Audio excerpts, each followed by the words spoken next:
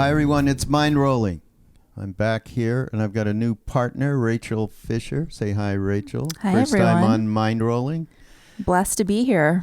And first time on Mindrolling, Justin Boreta of Hello. Glitch Mob. Hi, Justin. Glad to have you. Glad to be here. Thanks for having me. Yeah, no, absolutely. For those of you who do not know Glitch Mob, there can't be that many of you, but there may be a few. Glitch Mob is one of the leading electronica bands that's out there. Actually, your last record, which is called, tell me? See Without Eyes. Yeah, that was a top electronica album about 6 weeks ago on the charts, no?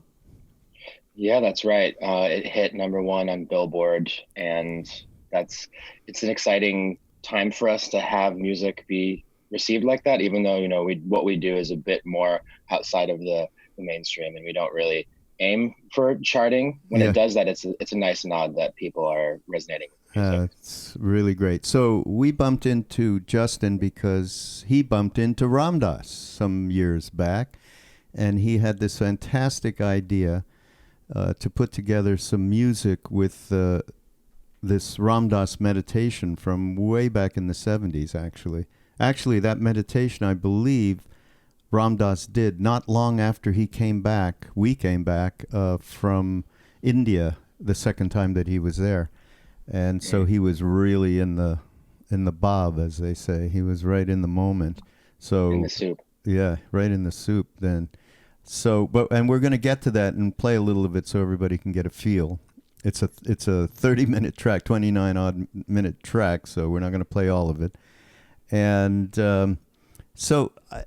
my first thing that, usually when I talk to people on Mindrolling, I always say, okay, what are the triggers that led you to a place of knowing that there was a path to be happy, as simple as that, to get that you were not your mind, you were not your ego, that there was something else there. Now, there's many triggers for me, and people know this who listen to Mindrolling from back in the day when I first started. Certainly it was music, and so we've got a lot in common right there. Actually, and I don't think you know this because we've never really talked extensively, but when I was 16 or 17 years old, I saw John Coltrane in a club in Montreal, where I'm from, and had an out-of-body experience when he played My Favorite Things. I don't know if you know that Oh, wow. song. I do. I'm a big fan. Yeah. So, and then to psychedelics and on. So, what's your story?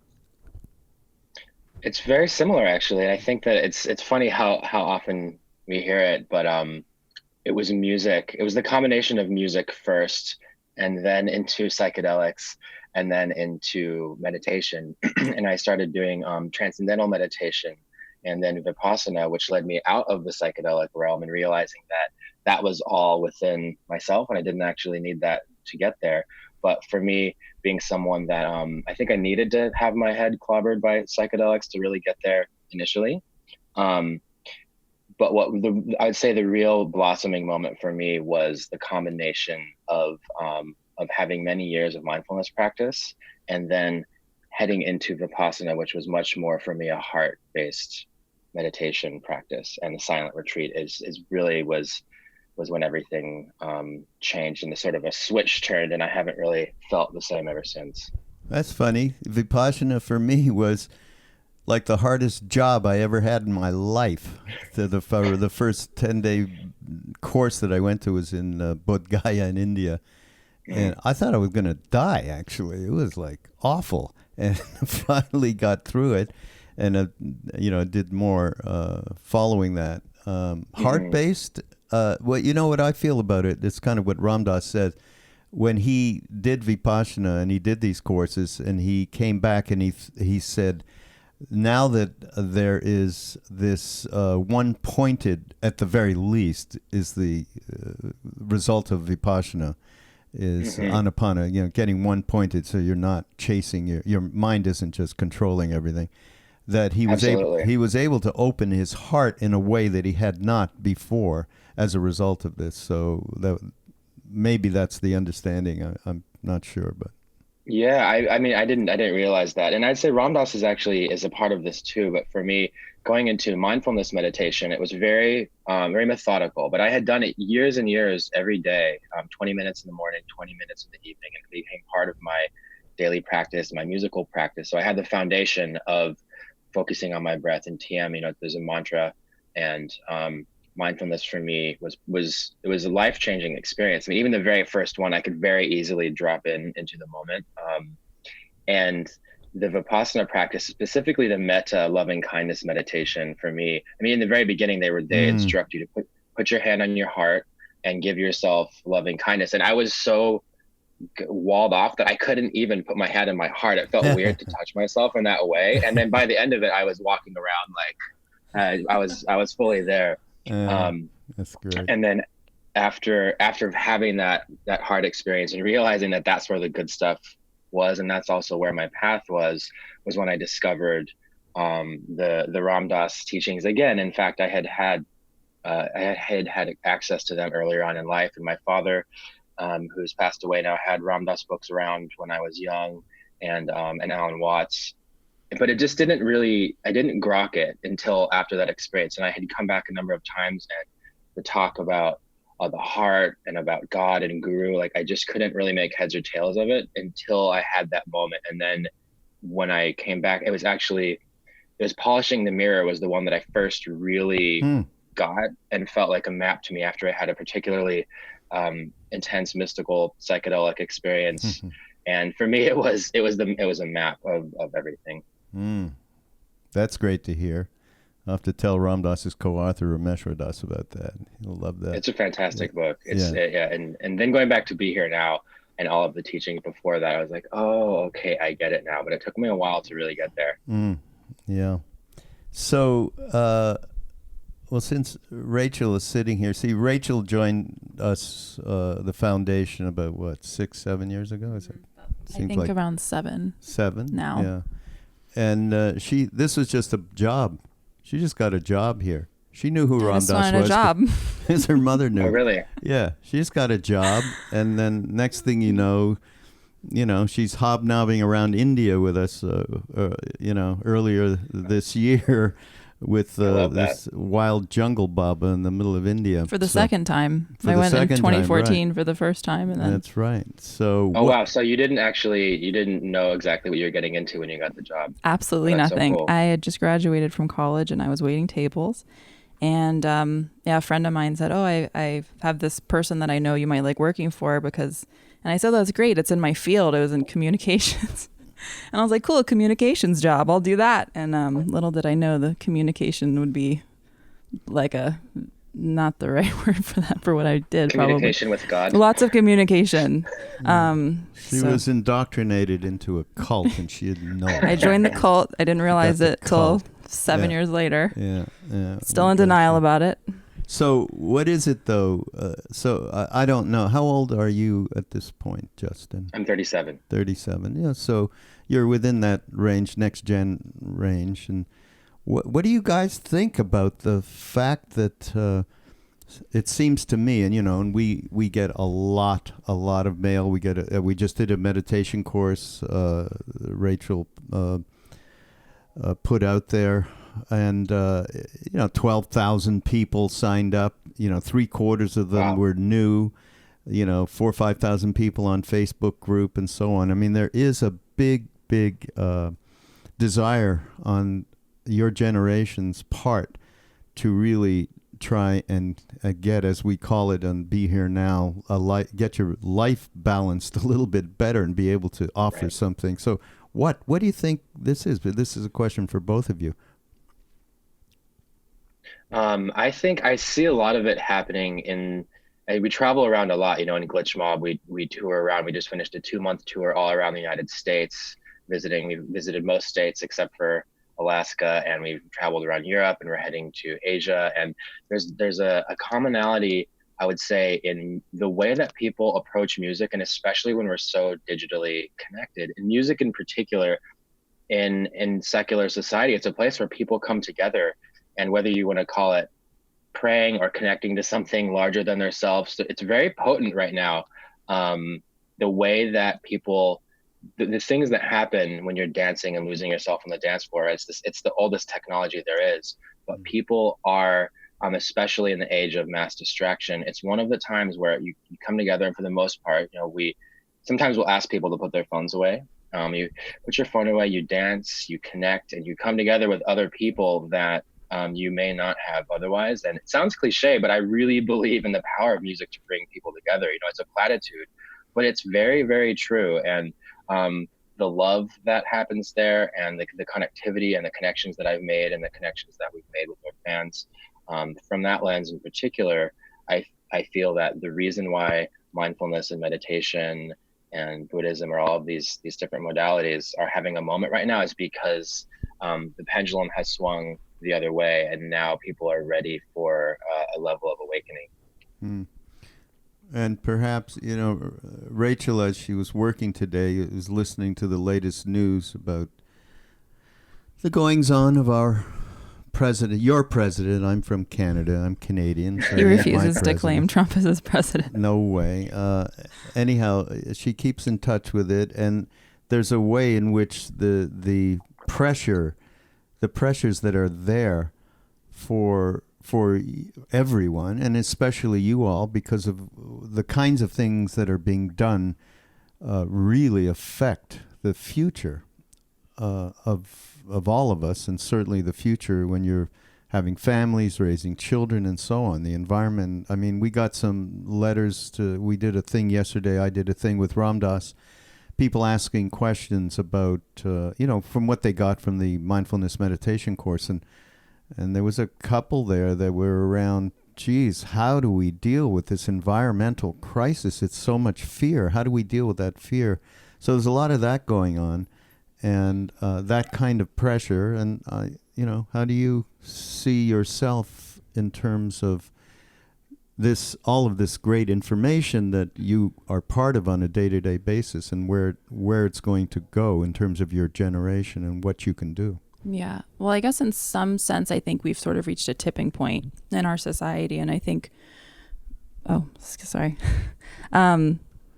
I think in a lot of ways, there's not a lot of difference between activism and between living in our world and doing what we need to do and raising our kids and practice. I mean, I think the whole point is that practice and living are interchangeable. I mean, obviously sitting and having a meditation room is nice, but I think a lot of people don't have that luxury. And I think just finding a way to bring the mindfulness into your everyday work in order to spread that and to just become a beacon for that for other people, I think is so important right now, because there is so much evil and so much negativity in the world that we almost don't have a choice. Like we have to be those beacons, or else I think we're just done. I hate to be such a negative Nancy, but choiceless. I agree. And compassion is active, right? It's like, as you say, it's easy to go and do a vipassana retreat and be alone in the mountain. And I think, but the real practice, which Ram Dass talks about a lot, is actually in the nuts and bolts of being a human in every day. And compassion is very active. And I think some people think, well, if you're having this whole idea of non-attachment and non-clinging, how do you actually do anything? But really, compassion means, I was thinking about this a lot in terms of what was just happening with ICE and the families that have been separated. And compassion means action. It means coming from a place of really moving forward with what you believe to be an integrity in the world. Yeah. And not actually just sitting back and watching things unfold and crumble from the mountaintop. Yeah. And I think it's really easy for people like us to come from a place who are in a place of privilege just to say, well, I don't have to deal with that, so I'm just going to go to work and go to tennis and whatever. But I think it's becoming more and more a responsibility for people who are in this place of privilege to stand up for those who aren't. And I think, again, like I don't feel like I have a choice. Like I think that any compassionate human being who wants to see a change, I think we have to take action, or else no one's going to. We have to be the ones to. Who said that? We're the ones we've been waiting for. That's some kind of famous quote. But I see a lot of parallels also between now and, I didn't live in the 60s, obviously, but I see a lot of parallels between, I don't know. Absolutely. I feel that coming back around, like the revolutions, like the I don't know, was it the late 60s? That sort of the hippie movement was really just like a Summer of Love. Yeah. So late 60s, early 70s. But I'll tell you, one of the striking differences for me is I remember back then that once we got in, we found the path. And once, for me personally, I went to India, followed Ram Dass, met Neem Karoli Baba. I was a bit too much on my own island. Now, I am from Canada, so it is way different. Okay, it just is. We don't have, it's a volunteer army, for instance, right? And we were getting people over Vietnam resistors. We were getting them over the border and harboring them in Montreal. I had one actually very well-known friend that I did that with, named Jesse Winchester, who was a wonderful singer-songwriter who passed, unfortunately, a few years ago. But we were not very active. Our activism was very limited. I mean, there were many people who were, that's all they were. So you either were an activist or you were into spirituality. The getting together of those two things was more rare back then, I think.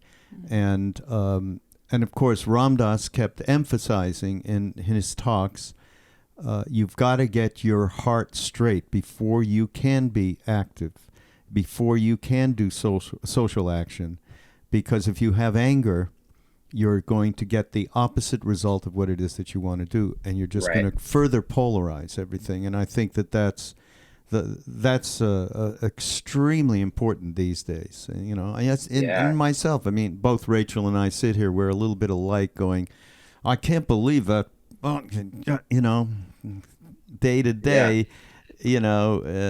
almost enjoying the anger and throwing it at this being, right? Or at the outrage. Yeah, the outrage, and you kind of enjoy the outrage. There's a way. Yeah, it's addictive. Yeah, in not a good way. In a good way. No, actually, it was really funny when I was in Maui and got to go talk with Ram Dass for a couple hours. I asked him, and this is what came up, and I had a laundry list of questions that I had that I wanted to discuss, and I felt like other things were just going to come up. And I said, without mentioning the political climate, I said, so what do you do with difficult people? And he knew exactly what I was asking right away, because it was really just about our president and cabinet, and I'm not at a place where I can actually not feel the anger towards him all of the time. And he said that he knew right away, and he said that he had a picture of Trump on the altar nearby, and I was just completely blown away by that, because the idea that you can still move towards the image of a world that you want through kindness and compassion, and you don't actually have to do that through anger. Like, what resists persists, and especially in the world of outrage and the internet, it's easy to get caught up in that. But when you do, I think that's kind of the point, right? People are trying to divide, and that's the path of the heart and kindness and compassion, back to seeing people as people and not as monsters, and trying to find a way to bridge things back. Yeah, right. Find the old soul there. Yeah, separating his ego from his soul. Yeah. And yeah. Not easy. Not easy. Not easy. But no one said it was going to be easy, right? Yeah, but back to what we were talking about, the comparison between this generation and mine, late 60s, early 70s. I do have a lot more hope, because there is much more of a consciousness around working on yourself and at the same time being active in whatever way you can. If it's supporting a political candidate that has views that you feel are correct in terms of manifesting a better world for everybody, or however which way you do it, just knowing that as long as you keep working on yourself at the same time, then you are, you're doing the best you can possibly do. And I think this generation understands that, and is understanding it more and more, and which is why, Justin, I love what you're doing with the Glitch Mob. I saw one of your things, the ethos of the Glitch Mob is empathy and compassion. And, that's a beautiful thing. And thank you. Yeah. You know what? We ought to play a little bit of, so we talked about how Justin came to us and he said, I I found this meditation. I want to put some music behind it. And I'm awfully judgmental person, especially around music, because I had a record label for about 20 years in LA.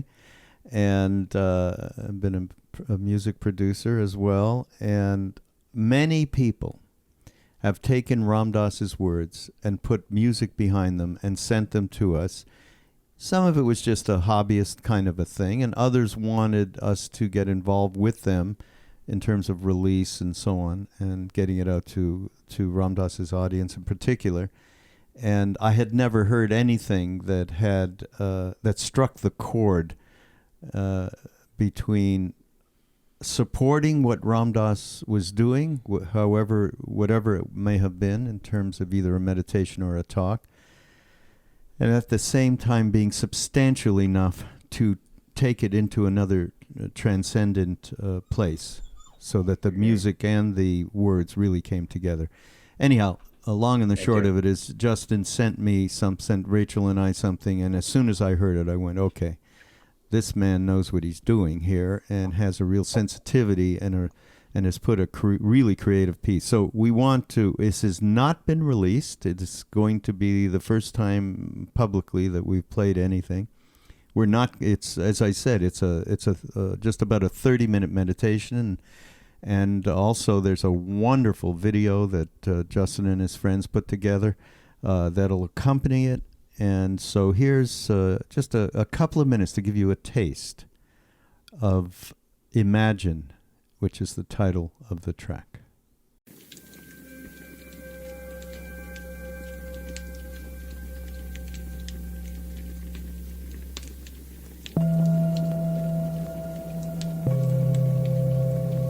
So in the next few minutes when I'm reading to you, try to find a comfortable place where you can be with your head, neck, and chest in a straight line. And you could be lying flat down, or you could be sitting up.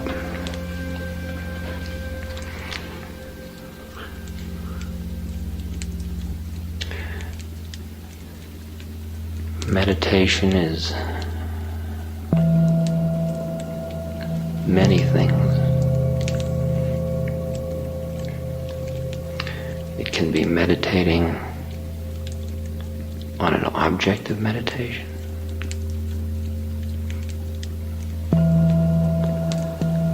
Or it can be a process of letting all objects go by.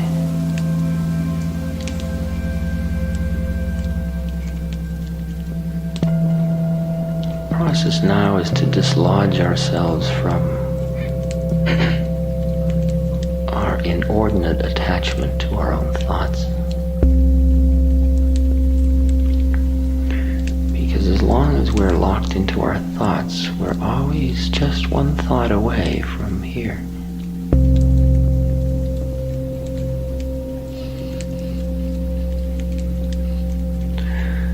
Since we've been talking about Guru-ness, let us use this time together and this incredible spiritual energy that the sharing we're doing at this moment is tuning us into.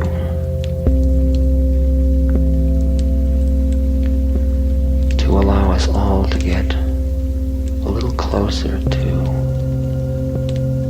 the Satguru that is within all beings.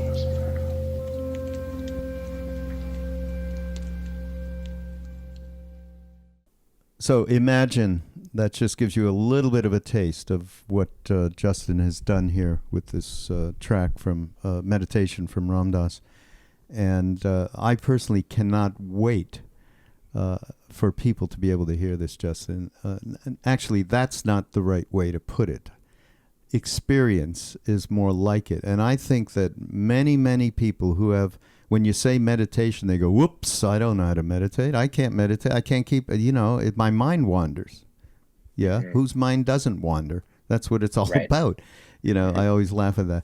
But I think this gives people some really great access to go deep inside themselves because of the music. You know, Krishnadas, who is chants around the world, he'll say all the time, the music and the rhythm and everything that's involved with it is the sugar coating to make the medicine go down okay. In this case, in this case, the mantra, and this is very much the same. And I've already thought of, oh wow, I know what I could do with this. You know, we're having an immersion retreat in Ojai in November. By the way, November 1 through 4. You can check ramdas.org about that. And I'm going to have a session where we're going to do a meditation. I'm going to play this. You know, so awesome. Then I'm going to go up in the Himalayas before that, leading a group with my wife Saraswati, and we're going to do the same thing right up in this incredible valley, high up in the Himalayas. Wow. Yeah, so we'll do it there as well. So I can see people having listening parties where they're more of a, let's sit and meditate with this. And I kind of want to see what happens. So I really appreciate it. Oh, thank you so much. That means a lot. And that's one of the things that that I hope people do when they listen to it is, I mean, you know, this caveat is that try to never dictate how people consume music because you never know. And but with this one, especially for our fans that may or may not have had meditation practice, I want to say something like, take a minute, turn off your phone, turn off your notifications, and drop in, or take 30 minutes and have the full experience with it. And I think the video too is a way, is another way in to the whole experience. And then what Strange Loop has done with it has, I think there's something about it that just, it calms you down, and the way, the imagery that he used and the sense of the ocean and everything is a nice way into the moment. Yeah, no, absolutely. Allows you to just settle in, and it's really well done. Okay. This is your first podcast interview, so go ahead. See what you got for him. I just throwing me into the water here. So I guess, Justin, with our generation, as Raghu calls it, 30-somethings, 20-somethings, how do you think that music, I mean, I guess music for you is a bit of a meditation, like when you're performing? Do you, I follow you on Instagram, and you always say, like, I'm praying to the music gods whenever you're on stage. So do you find that in a way is like a form of meditation for you? Or how do you, I mean, where do you go when you're on stage and when you're in that space? Absolutely. Yeah. I mean, it's especially when we're on tour and there's been a really, a long day, or sometimes we haven't slept a lot, or the buses break down and we're playing a show at a festival and haven't slept. Everything's okay as soon as I get on stage and start playing the music. Doesn't matter what's happening, but as soon as I start playing those drums, everything locks in, and it's the same thing. So for me, it lines up very, very perfectly with my meditation practice. And the funny thing was that even before I had a practice, music really served that role for me. And I think, for a lot of people, it is that, whether or not they would call it that. But when you're listening to music, to really get the essence of it, you have to actually be in the moment. And it's something that we create that only exists over a course of time.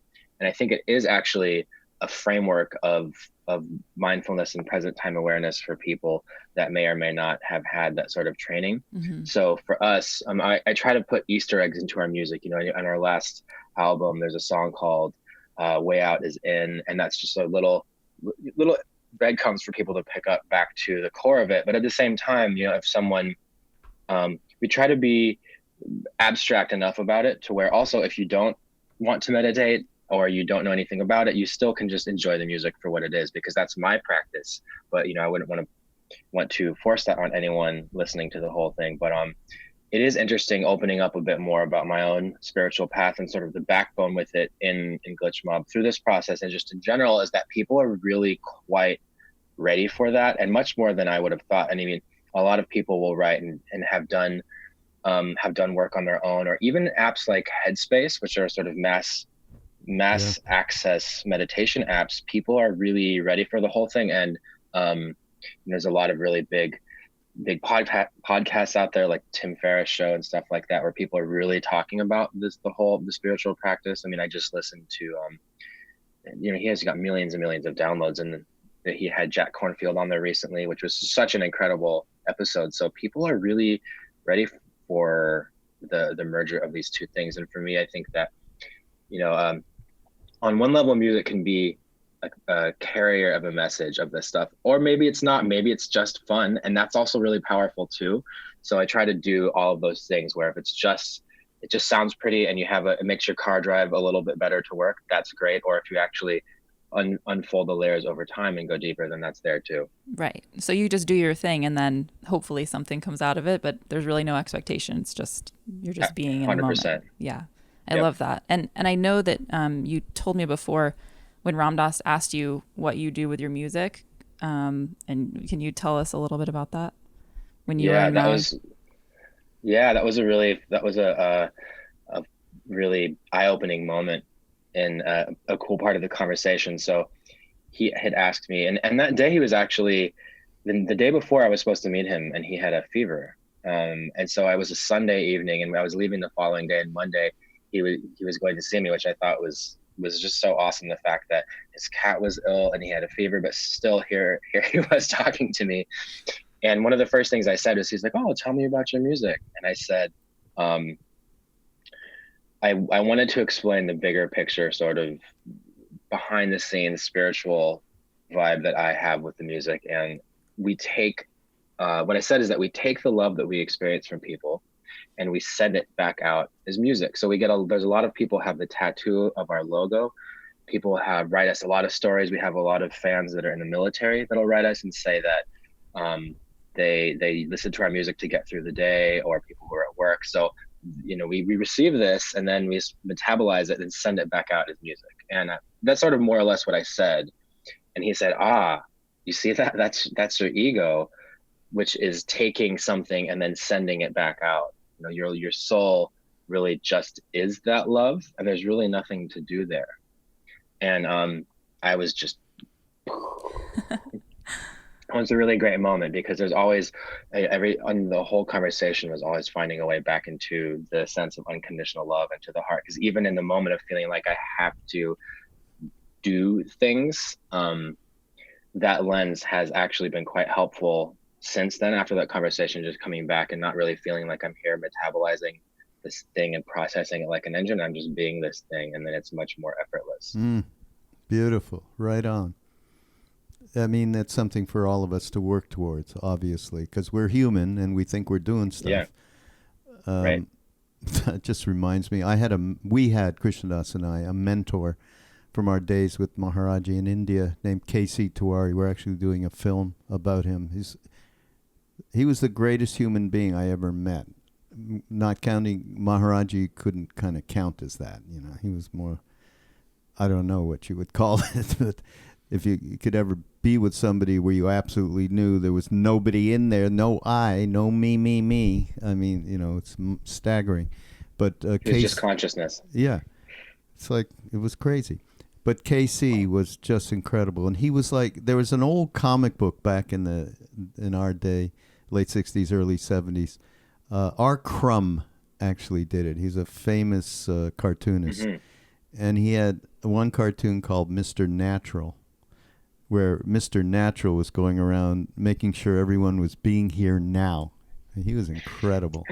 And this Tiwari, K.C. Tiwari, was like Mr. Natural. He was an accomplished yogi, yet he was a school teacher, head of a school, a boys' school. And he'd be up at 4 o'clock in the morning beseeching the gods, Yeshiva and the mother, and they would come down because he had that kind of relationship. I never saw anything like it. I mean, he enjoyed doing that like we enjoy going to Haagen-Dazs.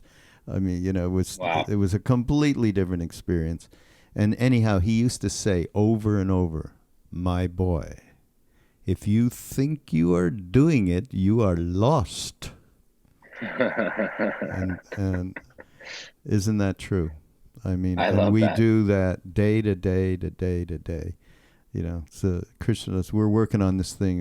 Krishnadas has a great little aphorism called, You wake up in the morning and you start the movie of me, right? I love that. Yeah, Duncan Trussell and I are going to do a whole series of podcasts around that. You hit play on the movie. I can only imagine what Duncan will Yeah. rip Oh off God. of that. Yeah. He's already sent me some stuff. I go, what? Are you kidding? Oh God. Hey, so one thing that I did read, and I'd love for you to talk about. I think you had a great friend who passed. DJ AM am I correct? And Yep. he had a bit of a mantra that I love called, and it was starve the ego and feed the soul. Talk about that, who he was to you, and so on. I think it's a major thing. Sure. Yeah. When we very first started Glitch Mob, we were more of a DJ collective, and we were playing party music, and it was more of a fun hip hop environment, and there wasn't anything very much deeper than that. I mean, we always had that in our own personal work. We have always had solo projects, but right around the time we decided to write our first album, Drink the Sea, in 2010, DJ AM was I think this must have been 2009, but DJ AM was in the very beginning of our whole career, was a very close friend, a childhood friend of our manager, Kev, who's still with us today, who's basically like the fourth band member. And he was part of our whole process as a mentor. And, he brought many opportunities to us, and he was always very kind. And when he passed, that was his slogan, basically. Like, he had it on his Twitter bio, and he would always talk about it and say it. And in a moment, well, so it's another way, it's a path back to the right thing to do. Well, starve the ego, feed the soul. This is what we're going to do.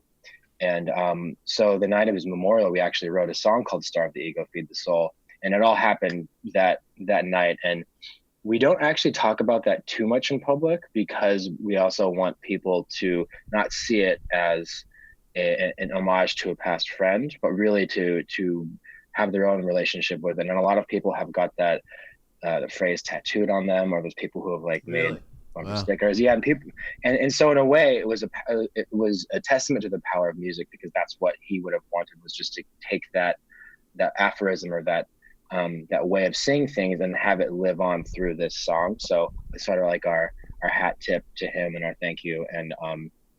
And people have really taken to it, and it's also become a bit of our slogan as well. So the whole thing is pretty serendipitous. Talk about it though, what it means to you, starving the ego in particular. I mean, I think it's particularly lines up with what we were just talking about, how the ego, the me, the I is a source of so much of our suffering. So back to the soul. It also there's something about the first time I heard it, I thought of was it starve of fever, feed a cold, right? It's my mom used to say when I was sick. So there's also something kind of nostalgic and has this mother energy about it. But it's a fun way to think of a limerick around getting outside of the trance of the I and the ego, and back to the place of pure love. Yeah, I think of this as awareness. Yeah. And Ram Dass calls it the witness, so that, feeding your soul to me is being able to get to a perspective. And, he does this loving awareness meditation where you get out from your mind, ego, and move into your spiritual heart in the center of your chest. They're the deepest place in that's possible to get to inside oneself. And in the doing of that, changing that perspective, having that awareness, which non-judgmental awareness, so that you are seeing the myriad of things that you do, and the myriad of motivations about what you do on a day-to-day, moment-to-moment basis. And you can go, wow, isn't that something? That's that me, isn't that? Wow, how did I build that up over this whole lifetime and many previous lifetimes? So now this. Now this. Yeah, exactly. Yeah. That reminds me too of also the feeling of having touched the place of witness in various modalities in life, and coming back and having that same compassion for my ego as well. I think that that's really where the whole thing starts, is not being able to think that ego is bad or good, or even any sort of value judgment there. It's a non-judging place. And then I think there's a quote from Ram Dass that's something like, once you've touched the ocean of unconditional love, or you've drank from it, you won't want nothing else will satisfy you, or something like this. And I find that to be, it's grandiose, but it's true. And it's a practice back and forth, because I know at some point in the day I will have touched the ocean of pure unconditional love when I'm looking at a cup of coffee in the morning, and then maybe I'm driving and I go into full ego mode, and it's just part of that practice. But it is something that you can access and come back to at any point in time, and reset to what feels true. Jack Kornfield's great. He'll talk about, it's okay, you're human, it's okay, right. You don't have to kill yourself, we're human, we pick ourselves up, dust it off, and keep on moving, you know. And one thing is, of course, there's a famous saying, the ego is a terrible master but a wonderful servant. I was just going to say that. That's I'm Ram. so sorry. We're so in sync. Jesus. That was Ram Dass, right? Yeah, I think so. Oh, you took my. I love the idea of that. The servant or the ego as an ally, and doesn't need to be a someone who's sitting around judging you and taking notes, but actually can be on your team. It's a different sensation. Mm-hmm. So how are you dealing with? I have a good friend who's a musician. Actually, he's like a nephew to me, Trevor Hall, and he has infused his lyric with spirituality in general. He talks about his own connection to. He's very much into. He's been to India 1 billion times and so on. He's a wonderful, wonderful person. Actually, somebody I really would love for you guys to. You'd have so much in common. Yeah, I would love to. Yeah, but what crops up is, and I'm sure this is for you too, is cynicism. Yeah, this woo-hoo stuff you're talking about. Come on, we got a real world we're dealing with. How do you deal with that both in a public way and in a person-to-person way? Yeah, I think I think of cynicism as a force, like the opposite of gravity, that you have to actively fight against, because it wants to come in and corrode your brain and corrode your creativity and your friends and family and all of the things. And especially as an artist, it's easy to be out there and think that art is about money, and you have to do all of these things in order to get other ego things and that. So I think that cynicism, and also for us, naturally Glitch Mob creates from the heart. Even before I had my spiritual path unfolding, we've always come from a place of emotion or narrative, and we think of music is a way to transfer compassion. Like, we write a song, we start about something. We talk a lot about the light at the end of the tunnel when we're writing. There's something about our music that can be really heavy, but it's not heavy and aggressive just for the sake of aggression. There's always some sort of hopefulness there with it. And I would say on the sort of spiritual dial, ours is a bit lower, right? Like, we don't really put it out there too much. I mean, this is probably the most I've ever actually talked about it in public in general, and we're talking about it more, but I think of it more of Easter eggs, so that people, if they find their way back in, they can, because we don't want to dictate what any particular experience can be for people. And also, our music's instrumental. We do have vocals on there. We collaborate with vocalists, but they typically write the lyrics. We don't. So for us, it's baked into the languageless part of music, the sort of nonverbal sense that everything's going to be okay. And if music can help you come over adverse circumstances, or get through your day, or do anything you need to do, then that's really what it is for us. And that's the power of the whole thing. And when we travel around, we play these shows, we do a lot of meet and greets. We visit record stores, we have people come to our show early, and we have a lot of conversations with people. I mean, sometimes we'll do 75 people a day. People come in, and we give them a hug, and we talk for a little bit, and people have these really intense, beautiful stories about what music means. And the cool part about this whole practice right now is seeing that when they say, your music has helped me so much, I realize that it's actually not even about me or us, that it's about music, and it's a connectivity to something bigger. But really, I see how that the power of music, when the connection is really made, in that way, it can be super transformative. So when we keep that in mind, then everything really just follows from there. And the core of the whole experience being the gratitude that we have to get up and make art for our job and do this whole thing. And when we keep it, there are forces that would want us to go and become cynical and use our music just to make money. And there's decisions that we could have made, certainly to be involved with brands that we're not aligned with, or all these sorts of other things. But when we keep it core to our integrity, then everything seems to work well for us from there. We've been, I have talked about one particular thing, music as an ally, on podcasts more than once, many times. And actually we're putting a thing together at ramdas.org around that subject, and because we feel really strongly about it. And you've just expressed exactly some of the reasons why we do, and the power of it to transform a heart is extraordinary. And for me, as I said in the beginning of this podcast, that experience I had with John Coltrane, it changed my life. And it just absolutely changed my life, and I'll never forget it. It's an indelible experience. And it's, that's been a lot of my work off and on, for many years, of course, in Los Angeles with the record company that Krishnadas and I had. It was around world music and sacred music.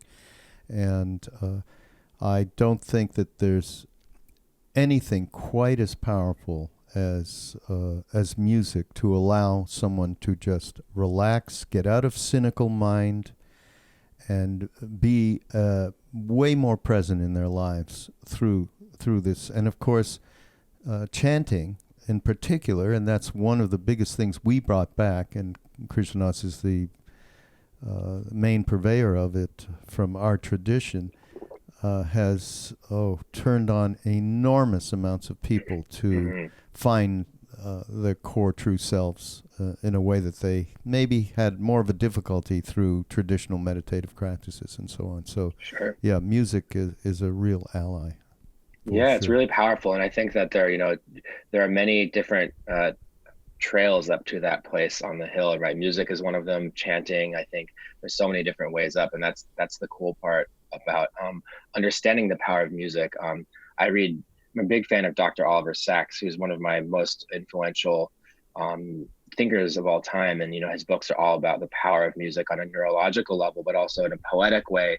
He would study what music can do for people, how it can actually, it can take people who had neurodegenerative disorders, that he would play them certain music from their childhood and they could stand up and dance, and the whole movie, the movie Awakenings with Robin Williams about that is so good. But just in general, even on a non sort of spiritual plane, music really is, he called it the primal social cement. Like, it holds us together in ways that we don't actually really know. And it's nonverbal, and we've been playing music before language. So for me, leaning on the power of it to really do that, it feels right. Yeah, well said, and a good tip, Oliver Sacks, on that too. We'll have all of this, everybody, on our show notes and links, and of course a link to Glitch Mob latest record and other records, and there'll be a link to where you'll be able to get this piece from Justin and Ramdas as well. Do you have anything else? I think you must have one more thing that you can say. I don't think I have anything else. I just really appreciated this conversation, and I feel complete, actually. You do? Yeah, feels good. How do you guys feel? I'm good. I feel great. Hey, Justin, thank you for being here. Thank you, guys. Great to have you on Thanks, Mindrolling. Justin. And again, everybody, everything that you're hearing and all the little tidbits will be available easily to link to, and I'll also link to Glitch Mob's site as well. And we have some fun things that we're going to be doing. We have a good friend, Brandon DeRoche from propellerla.com, right? Propeller.la, I think. That's right. Yeah, we'll put it in the show notes. Okay. Yes. All right. We won't argue about that. We are going to do because this has become an idea that we love at Love Serve Remember Foundation, is working with Justin, and we're going to be working with another musician named East Forest, who's putting together also music with different Ram Dass sound bites, etc., and talks with music with different guest stars and so on. So this is becoming something that we feel is really going to enable us to gather together with what Ram Dass represents alongside of music, which we feel will really benefit a lot of people who can, as I say, and you've listened to a little bit of what Justin's done here, so you get an idea how easily one can flow into this vibration. So this propeller, it's a crowdfunding because we're going to raise money for the foundation to be able to enable us to do more work in this area. And all of that will be on the show notes page as well. And it's a wonderful little family we have here.